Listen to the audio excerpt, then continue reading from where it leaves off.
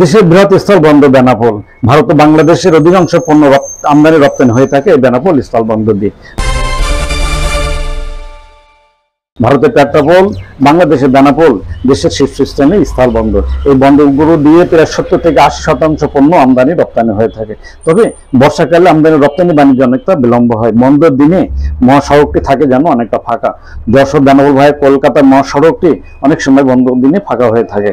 তবে আমদানি রপ্তানি বাণিজ্য বন্ধ থাকলেও পাসপোর্ট যাত্রী যাতায়াত যেমন স্বাভাবিক থাকে, স্থানীয় ব্যবসা প্রতিষ্ঠানগুলো থাকে খোলা।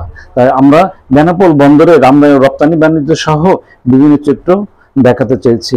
শুক্রবার থাকে সপ্তাহে ছুটি, অন্যদিকে রবিবার ছিল আশুরা বন্ধ। তেমনি শুক্র, শনিবার বা রবিবার শেষে সোমবার বেনাপোল বন্দর সচল হয়েছে।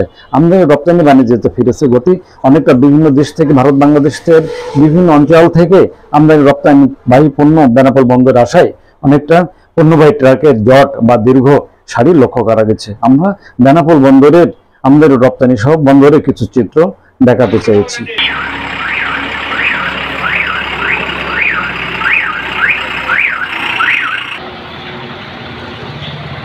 চা খেয়ে আসি, টাকাটা নিয়ে আসো।